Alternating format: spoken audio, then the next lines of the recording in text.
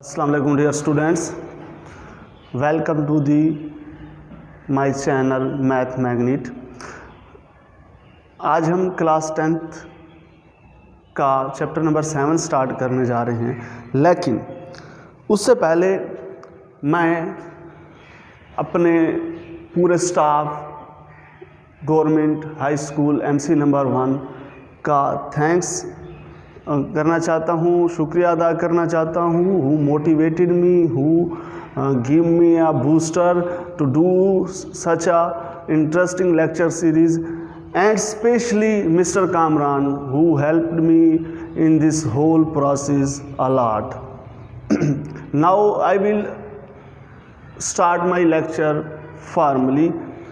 सबसे पहले आज चैप्टर नंबर हमने 7 स्टार्ट करना है क्लास 10th का, और ये ऐसा चैप्टर है 90% स्टूडेंट्स इसमें आके फंस जाते हैं, चाहे वो लायक स्टूडेंट क्यों ना हो। तो इसको मैंने इंतहाई आसान तरीके से समझाने की कोशिश करूँगा, इसके एक एक स्टेप के ऊपर फोकस करूँगा। आप बराए मेहरबानी मेरे एक एक स्टेप पे फोकस कीजिएगा। इस चैप्टर का नाम है इंट्रोडक्शन टू ट्रिग्नोमेट्री। ट्रिग्नोमेट्री का तारुफ इसमें हम पढ़ेंगे। तो इसमें आज मैं जो पढ़ाने जा रहा हूँ वो क्या है, ट्रिग्नोमेट्री है क्या, ट्रिग्नोमेट्री की डेफिनेशन क्या है, एंगल क्या है, एंगल की डेफिनेशन क्या है, एंगल कैसे बनता है, एंगल कैसे कितनी टाइप्स के होते हैं, ये सारी चीज़ें इसी लेक्चर में हम पढ़ेंगे। मे बी इसी लेक्चर में सारे कवर हो जाएं, मे बी इसके मुझे 2 पार्ट करने पड़े। अगर वीडियो की लेंथ बढ़ गई तो मुझे 2 पार्ट करने पड़ेंगे। तो अब मैं इसको फॉर्मली स्टार्ट करने जा रहा हूँ। हमारे पास जो ट्रिग्नोमेट्री का वर्ड है, किसका वर्ड है, ट्रिग्नोमेट्री का वर्ड है, ठीक है। ये 3 वर्ड्स ऑफ ग्रीक्स, यूनानी के यानी ग्रीक्स लैंग्वेज के हमारे पास 3 वर्ड से मिलकर बना है। ट्रिग्नोमेट्री, वर्ड ट्रिग्नोमेट्री ड्राइव्ड, अखज़ किया गया है, हासिल किया गया है 3 वर्ड्स ऑफ ग्रीक्स यानी यूनानी 3 अल्फाज से अखज़ किया गया है। पहला लफ्ज़ जो हमारे पास है ट्राई, ट्राई ये ग्रीक वर्ड है, समझ आ गई, इसका मतलब है 3। ट्राई इसका मतलब क्या है, 3। गोनो का मतलब है एंगल, ये भी एक ग्रीक वर्ड है, गोनो। उसके बाद हमारे पास मैट्री या मैट्रोन भी लिखते हैं इसको, इसका मतलब है 2 मैयर। ट्रिग्नोमेट्री क्या है हमारे पास, मैट्री, यानी हम इसे ट्रिग्नोमेट्री पढ़ते हैं। ये 3 ग्रीक्स वर्ड से मिलकर बना है। Try mean 3, gono mean angles, angle कर लो या एंगल्स कर लो, और मैट्री मीन मैयर। अगर हम इसको कंबाइन करें ट्रिग्नोमेट्री, तो इस सारी ट्रिग्नोमेट्री का हम मतलब निकालें, trigonometry as a whole mean measure of triangle, यानी इसमें हम ट्राइंगल्स की पैमाइश करते हैं। ट्राइंगल्स की किस चीज़ की पैमाइश करते हैं, ये अभी मैं डेफिनेशन में आपको बिल्कुल क्लियरली बताने वाला हूँ। दोबारा मेरी बात सुनो, ट्रिग्नोमेट्री 3 ग्रीक्स वर्ड से हासिल किया गया है। ट्राई मतलब 3, गोनो मतलब एंगल्स, एंड मैट्री मतलब मैयर ऑफ 3 एंगल। 3 एंगल किस में होते हैं, ट्राई एंगल में होते हैं, इसका मतलब है ये ट्राई एंगल की मैयर है। अब व्हाट इज, इसकी पूरी एक डेफिनेशन लिखने जा रहा हूँ। ये मैथ की बहुत ही इंपॉर्टेंट एक ब्रांच है पूरी, ठीक है, जो हायर मैथमेटिक्स में बहुत ही इंपॉर्टेंट है, ठीक है।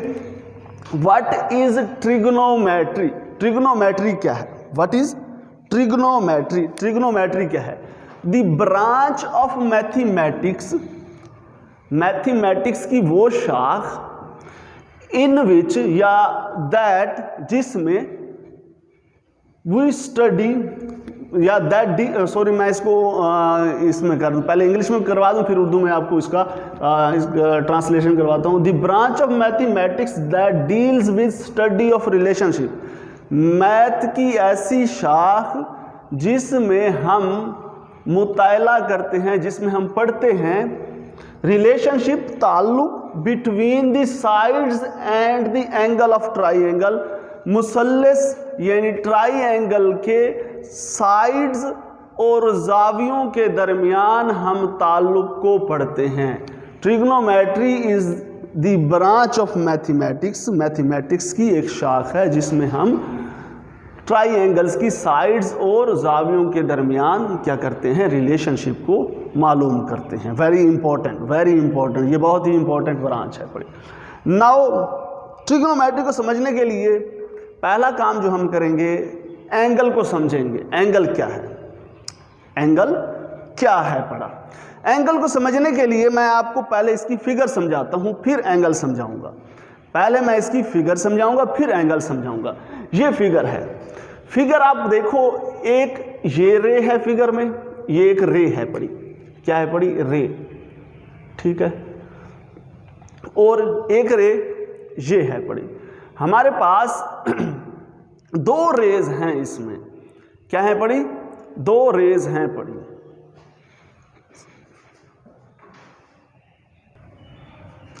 अच्छा, हमारे पास दो रेज हैं पड़ी, एक रेज ये है और एक ये है, और ये दोनों कैसी रेज हैं, नॉन कोलिनियर, यानी जो एक दूसरे के ऊपर नहीं है। कोलिनियर मीन्स ऐसा होता है जो एक रे ऐसी हो, दूसरी भी इसी के ऊपर हो, इसको बोलते हैं जो एक दूसरे के ऊपर हो। उर्दू में तो हम बोलते हैं हम खती, लेकिन इधर क्या है, नॉन कोलिनियर, गैर हम खती हैं पड़े, जो एक दूसरे के ऊपर नहीं है बल्कि अलग हैं, और उनका एक जो एंड पॉइंट है ना वो कॉमन है, एक ही जगह पे मिला हुआ है।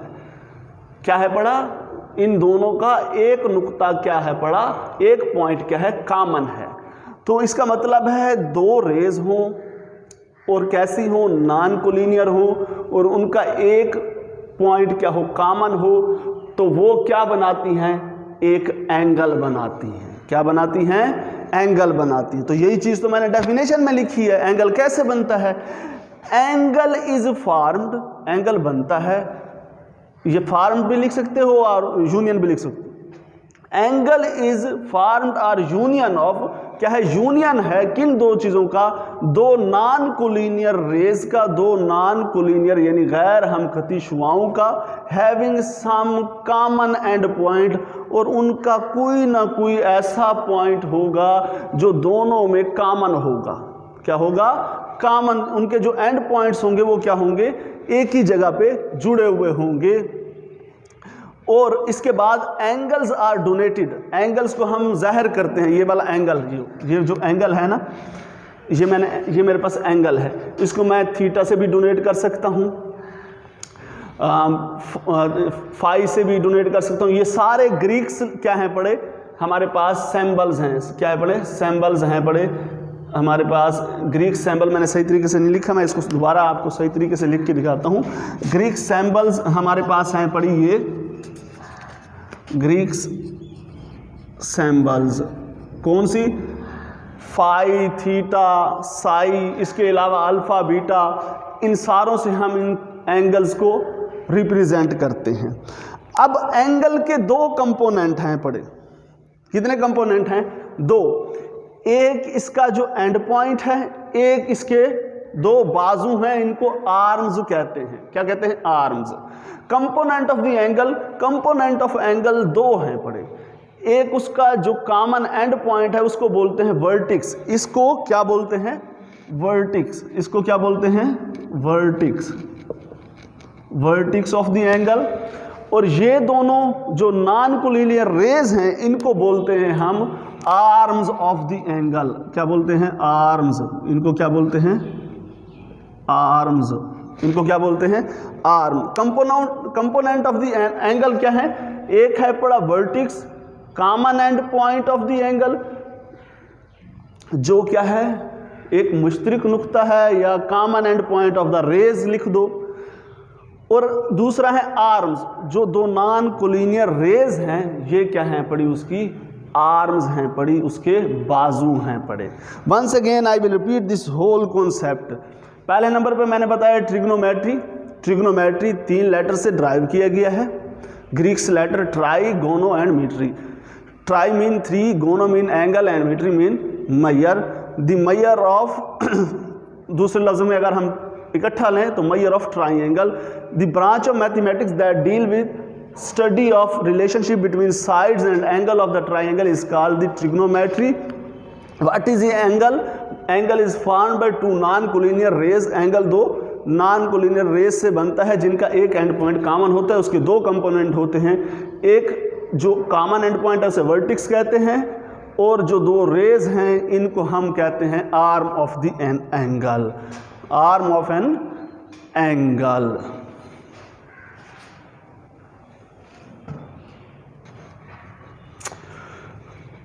अब हमारे पास मैंने एंगल समझा दिया था। अब एंगल को लिखते कैसे हैं हम ये देखेंगे, एंगल को लिखा कैसे जाता है। इधर से बहुत सारी कन्फ्यूजन होती है।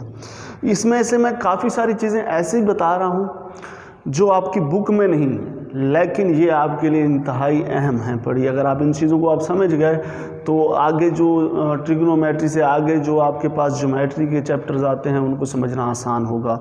इन बातों को लाजमी समझना है।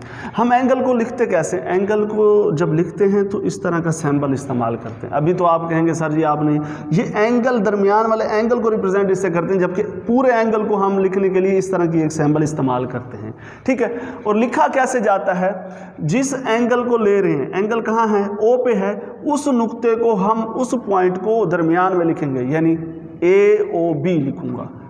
इसको लिख सकता हूं ए ओ, ये एंगल क्या होगा? ए ओ बी।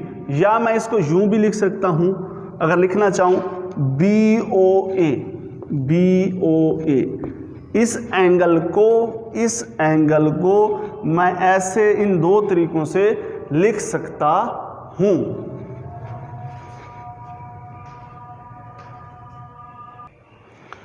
हमारे पास एंगल को मैंने कहा है, या हम यूं, जिस एंगल को रिप्रेजेंट करना है, जिस पोजीशन पे, किस पॉइंट पे एंगल है? ओ पे, तो वो वाला पॉइंट दरमियान में आएगा। हम इसे ए ओ बी भी लिख सकते हैं, बी ओ ए भी लिख सकते हैं, और कोई तीसरा तरीका नहीं है। बस ये याद रख लो, जिस पॉइंट को हमने रिप्रेजेंट करना है, जिस पॉइंट पे एंगल है, वो दरमियान में आएगा। बस एक और मैं एग्जांपल ले रहा हूँ, उसको आपने मुझे बताना है। एक एग्जांपल और ले रहा हूँ। ये मेरे पास एक एंगल है, ठीक है।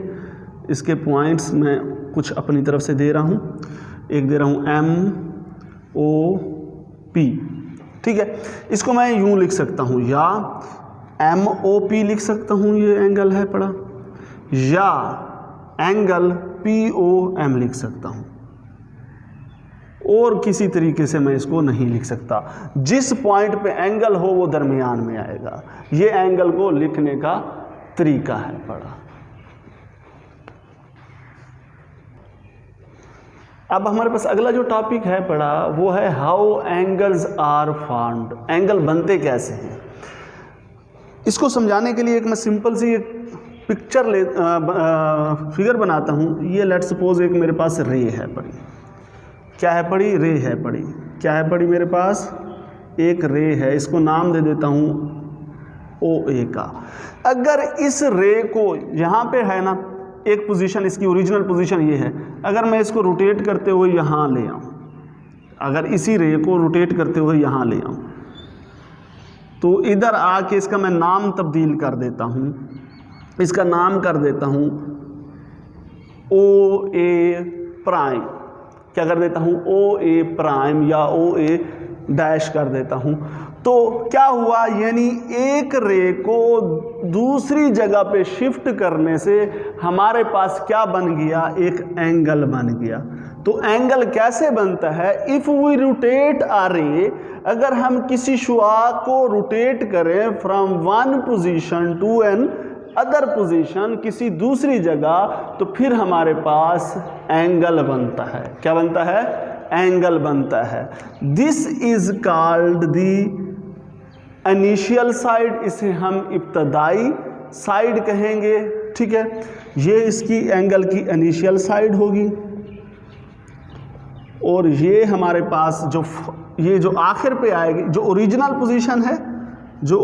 पोजीशन है उसको हम कहते हैं इनिशियल साइड, ठीक है, और जो फाइनल पोजीशन है उसको हम बोलते हैं टर्मिनल साइड। इसको क्या बोलते हैं? Terminal side of an angle. दो साइड्स होती हैं एंगल की, एक इनिशियल साइड जो ओरिजिनल पोजीशन होती है जहां से हम रोटेट कर रहे हैं, और जो फाइनल होती है उसको हम बोलते हैं terminal side of an angle. ये एंगल की दो साइड्स होती हैं। अब एक आखिरी बात, एंगल हमारे पास पॉजिटिव भी हो सकता है, एंगल हमारे पास नेगेटिव भी हो सकता है। हमारे पास एंगल कब पॉजिटिव होगा और एंगल कब नेगेटिव होगा, इस बात को हमने समझना है। एंगल कब हमारे पास पॉजिटिव होगा और कब नेगेटिव होगा, इस कंसेप्ट को समझना है, और इसके बाद हमारा ये लेक्चर एंड हो रहा है। एंगल कैन बी पॉजिटिव और negative. Angle can be positive और नेगेटिव। हमारे पास एंगल पॉजिटिव या नेगेटिव हो सकता है। पॉजिटिव कब का होगा हमारे पास? Positive angle